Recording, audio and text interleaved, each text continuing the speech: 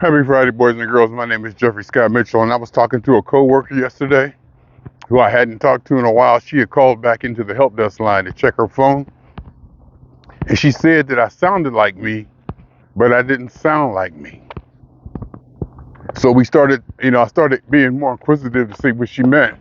She said the quality is there, the tone is there, but there's something missing. So I asked her, was it the cadence of the pronunciation?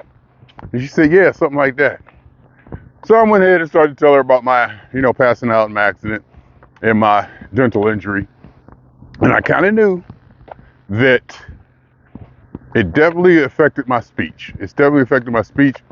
And full disclosure, I don't think it's healing properly. So I got a doctor's appointment for April 21st. But hell, I might go to urgent care before that. Not to alarm anybody, just because I said urgent care. The reason I said urgent care is because you can walk in. I don't think I'm gonna die or anything, but I don't think it's healing the way it should. It's been a month. But anyway, the reason I cut this on, and the reason I'm trying to enunciate and talk as clearly as possible, is because it did affect me. When she said that did affect me. Jeffrey's enunciation, the way Jeffrey so eloquently spreads his words, is important to me. See, I'm trying to grow a goatee. See how I let these two parts grow? I'm trying. I don't know. From what I see in this picture, looks like it's working. I've never been this person. I've never been this person with style or anything. I don't want style. I'm anti-style. And like my father, who never wore red, you probably won't see me wearing red, white, or yellow, or any bright colors. Give me my earth tones.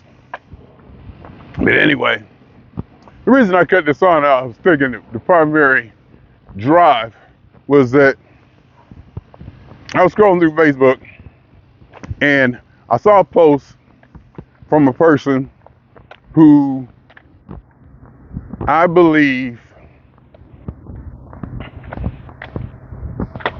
can contribute to the narrative or can contribute to the conversation in a positive way, whatever that means. I mean, I don't see them as a flamer or, whatever. I think, they can play a little bit, but basically I'm saying maybe I'm taking this too seriously. This person posted something that I don't think is contributing to the conversation. I think what they posted helps to deteriorate the conversation or to more polarize it. And I'm thinking, well, maybe I'm taking it too serious. Human beings are like that. And Jeffrey, you tend to, want to keep it on the for real side at all times. And your level of integrity, and I don't know if the word is dignity, but your level of honesty and integrity is probably way higher than a lot of people. So maybe I'm taking all this too seriously. Maybe you guys with your memes and how much you love black people being exonerated regardless of their crimes or what they did or didn't do, and how a lot of black people swear down Whitey trying to get them and Whitey holding them down, and Trump is Satan and we got to get rid of him. And I'm looking at this stuff and I don't see, not only do I not see how it contributes to the conversation or discussion, I don't think it's true. I don't see the reality in it. And maybe I'm missing it, And that's cool, because I don't mind being wrong, whatever wrong is, or I don't mind misinterpreting. Yes, I do. I mind misinterpreting. Let me get that wrong. Yeah, I don't mind being wrong. And there is no right or wrong, so that means nothing, right? It may mean something to you, and it means something to me. We get the idea. But in the long end, there is no right or wrong. But again, I'm like, and granted, some of the memes are funny, damn clever, and some of them are definitely meant to be satire. But sometimes I see some and I can't tell if this person believes that or not, or if they believe that's the true narrative. And my lip is toe up, ain't it? It got all kind of scab on it. I know.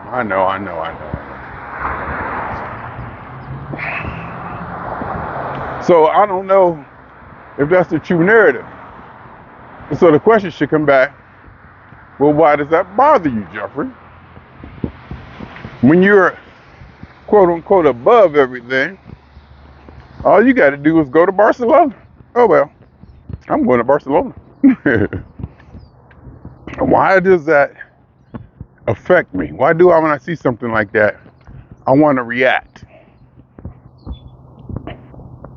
Why is it, I don't want to say it this way, but why is it that white people don't trigger me? Why do I not see any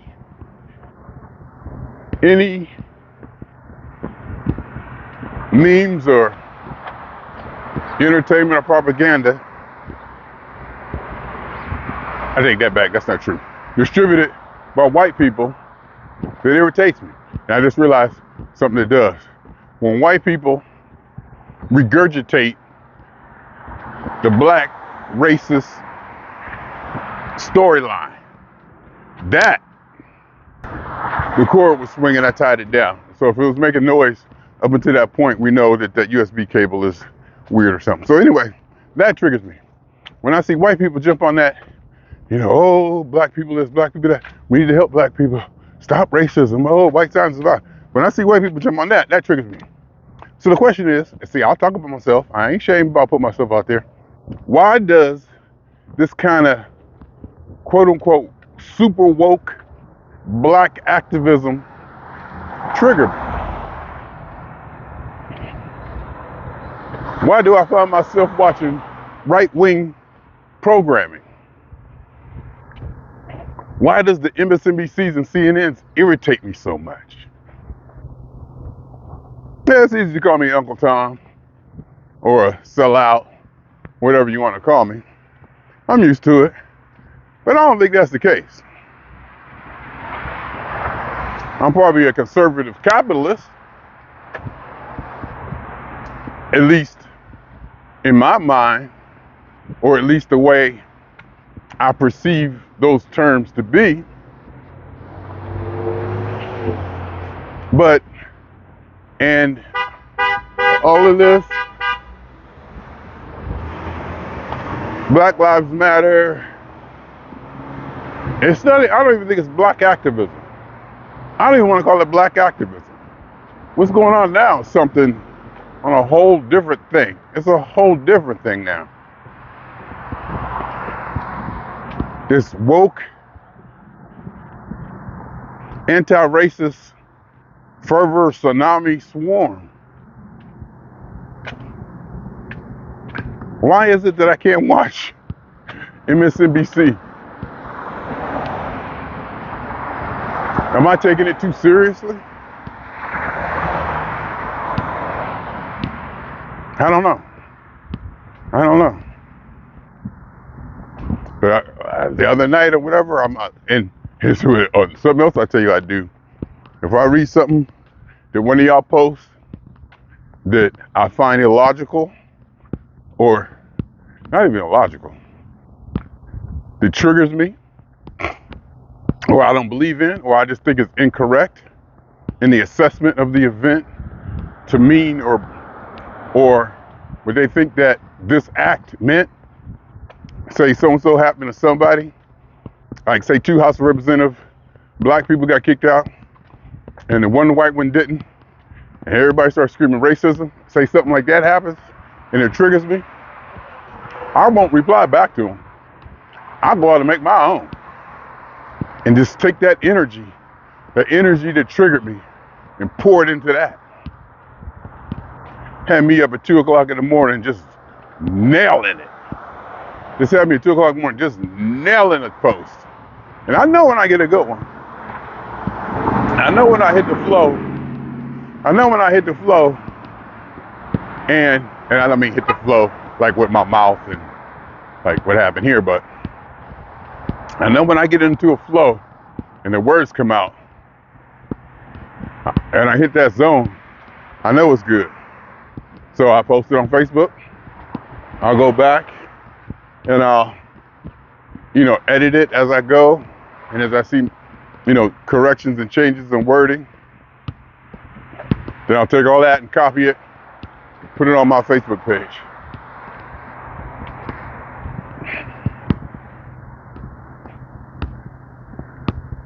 I was just thinking about other project I'm doing.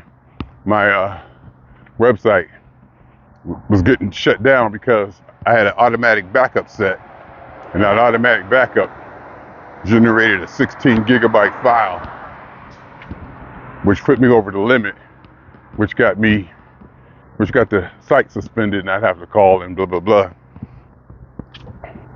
But I found out, what I had ticked to trigger that backup. I ticked it, so I should be good. But forgot where I was. So yeah, and yesterday I posted that something like, so what I do is I try to be the biggest obnoxious example of what I think everyone should do. And notice I say I try to be an example of what what I think people should do and not be. I did that on purpose because I really don't think anybody should be anything. You do you. You do you. That's why if somebody says, "Oh, I'm not watching the NBA because they're racist," I'm not going to say you should watch the NBA. I mean, you can do whatever you want. It's just not me. I'm not inclined to give instruction. I'm just going to do what I do. So I'll take that little event and say, "Oh my God." And I'll go make my own demonstration of the exact opposite, or why a situation similar to that, or how I feel about that situation.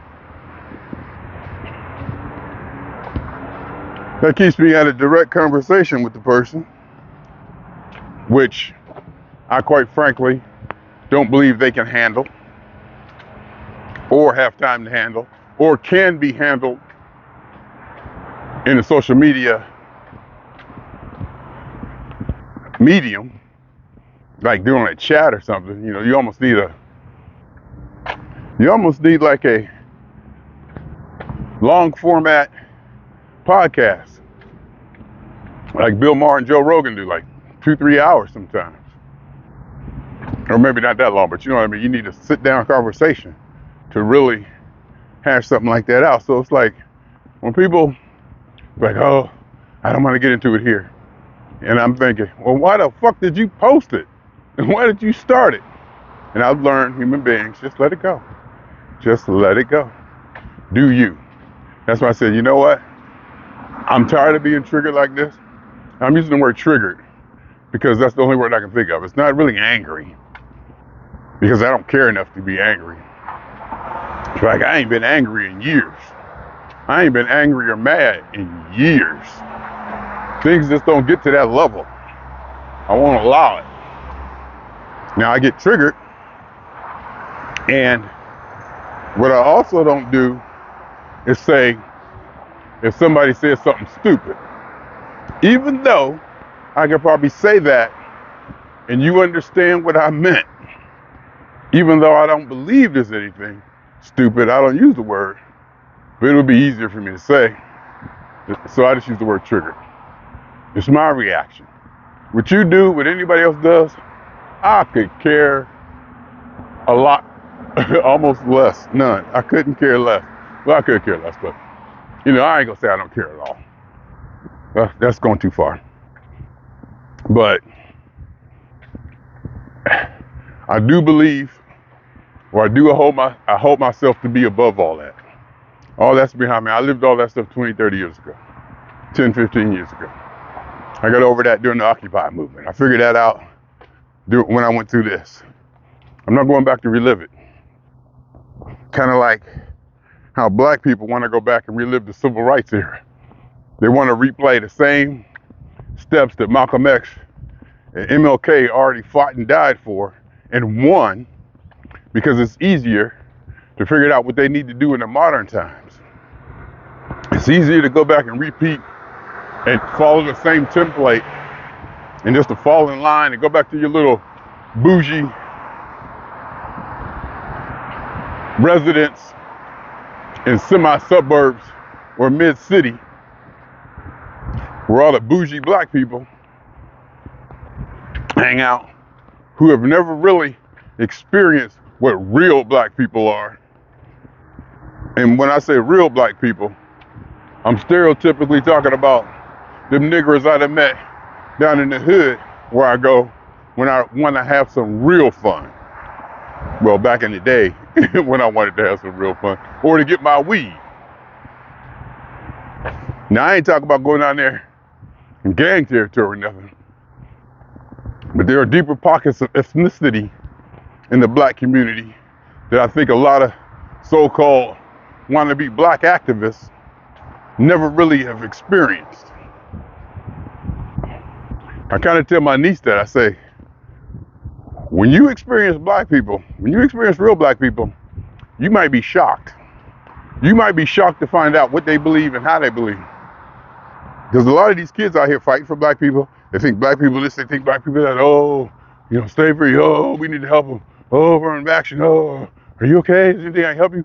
Oh, all that shit, oh, diversity. You go down there where them real niggers is, they ain't having that.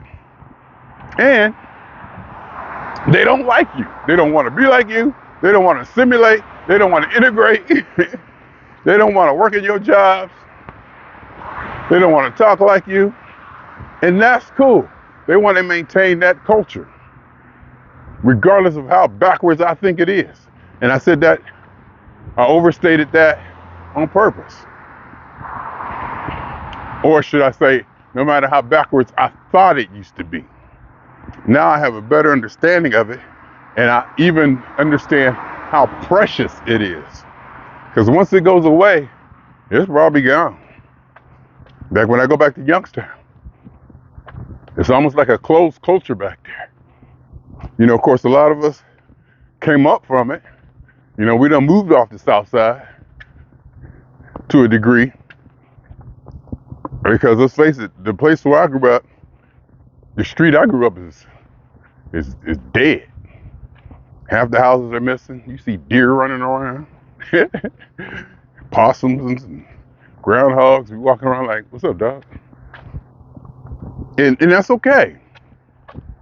Rome even fell.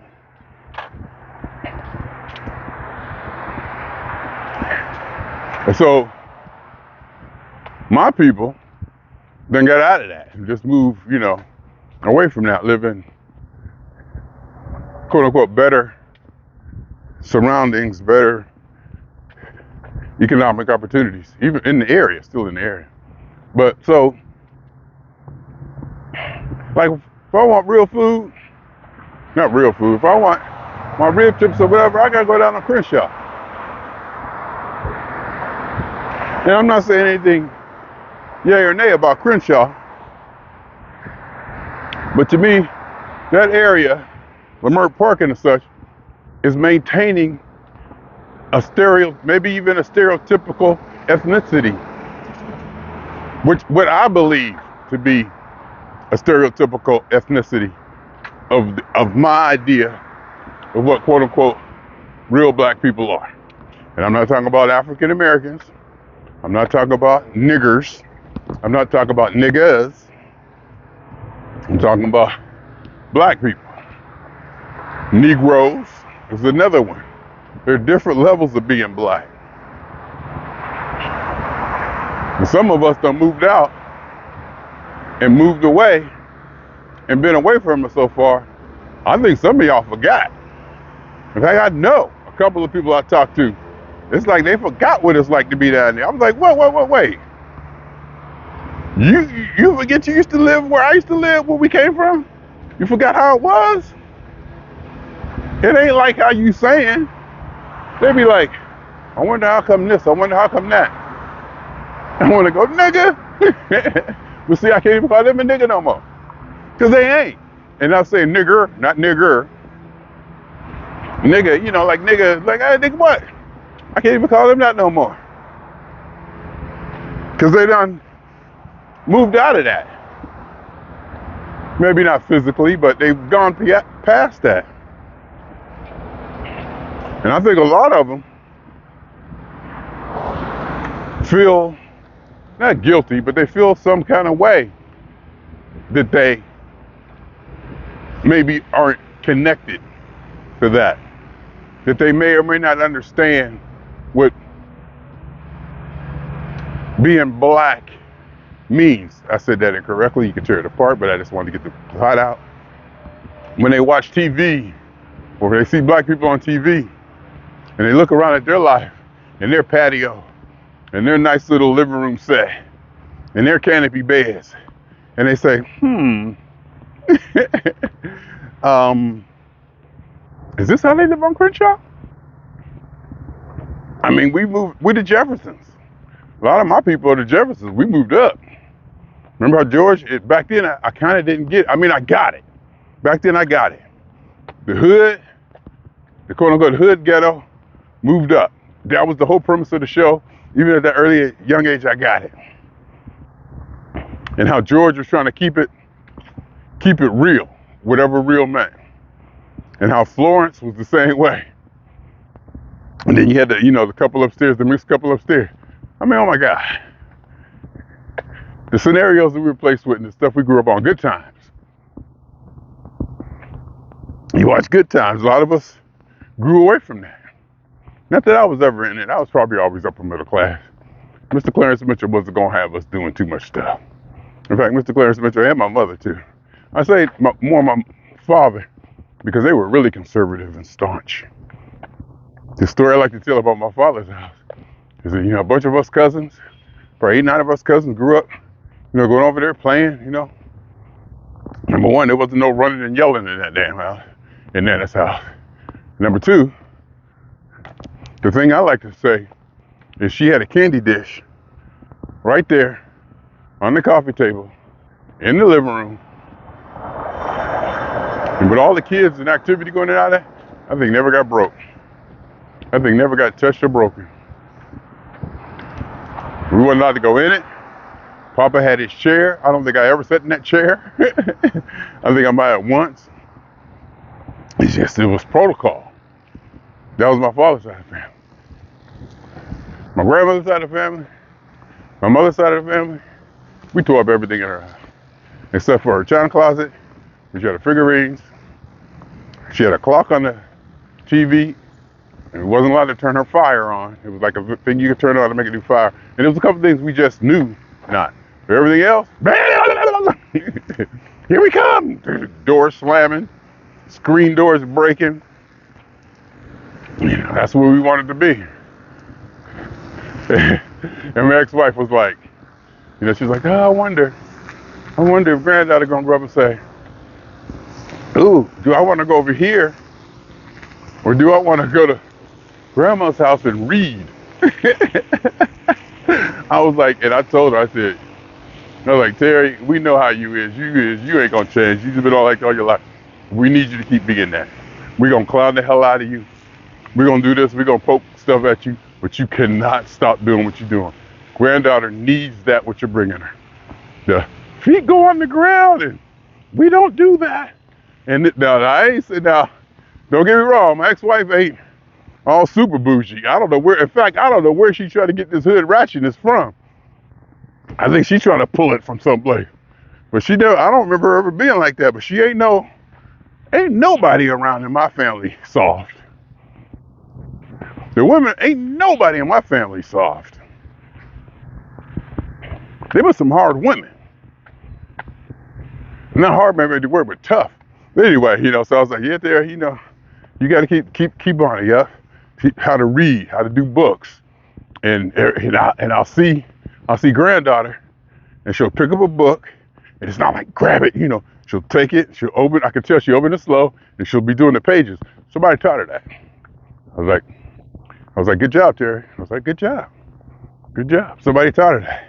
And she's just being, another thing that impressed me with granddaughter, she was being real delicate with some things we were doing. She had an Allen wrench. She was trying to get into the screw. Allen wrench is like bent, like, in like a X or something, that pattern. So she actually put it down, set it down gently, and then picked it back up again. I was like, okay, because she was trying to get the hex part into the hex screw. I was like, okay, and then the way she was like moving the camera, instead of just sitting up there all hard, she was actually doing it delicately. I was like, little things like that.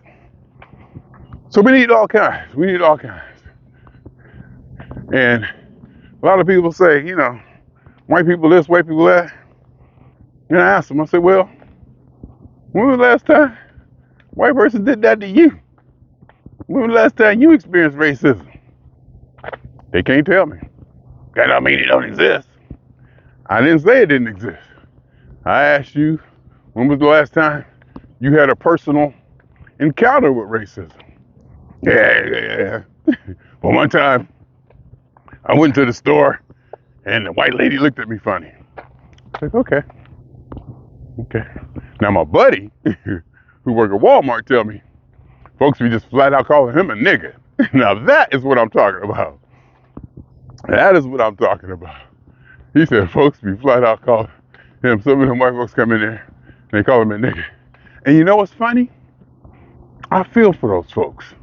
I miss those folks. I want to hear I want to hear the voice of those folks. I want to hear them. I want to see them. I want to hear what they have to say. I want to hear their argument.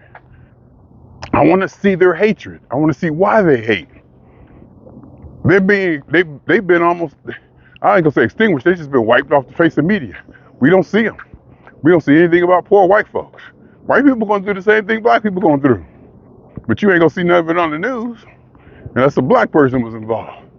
And I don't see people putting up with that for too long.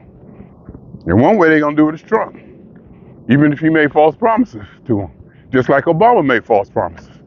Or not false promises, but made promises that in reality he probably couldn't keep.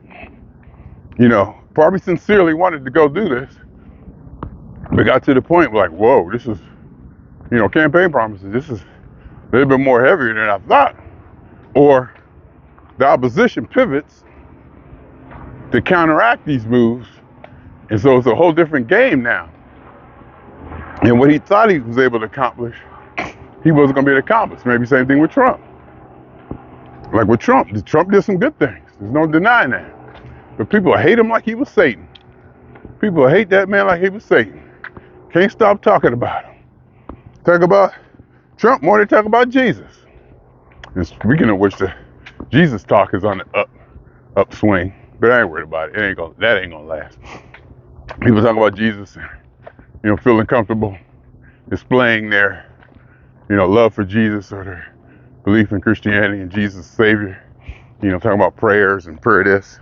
And I don't mean that, that's not gonna last. I didn't mean it that way. I just meant, I know it's just a wave. Because as far as the belief in God and religion, or should I say religion, not even belief in God, it's religion. As far as religion goes, I don't want to say we won, but I think it's set. I think it's just a matter of time. As people die out, I don't see the younger kids believing in it because they're walking around with all the knowledge in the world in their hand, on their phone and the internet. They don't need to look for God or any kind of supernatural answers. And they'll start to realize that. So, I'm gonna marinate. I'm marinating in my thought, letting my thought catch up to the conversation.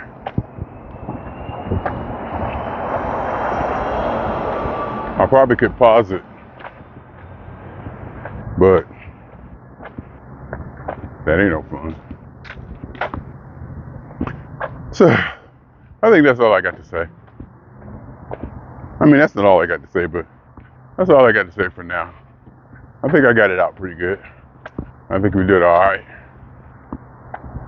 I think I can wrap it up in 30 minutes. Hopefully I get home, cut some sound bites out of this.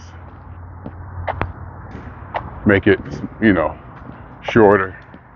Give people a better idea or something easier to watch. Get to the point quicker. The points that I want to hit somebody with. Get them, pull them from the 17-minute mark and make a video where they deliver that message in the first, few seconds of the video. Anyway, my name is, swing, ouch. Anyway, swinging on y'all 2 times. For me, for the phone. And for every elementary particle that's ever existed in this or in any atom, in any universe that ever was, is, or will be. A totality of it all. A theory of universe. A hypothesis of all as one.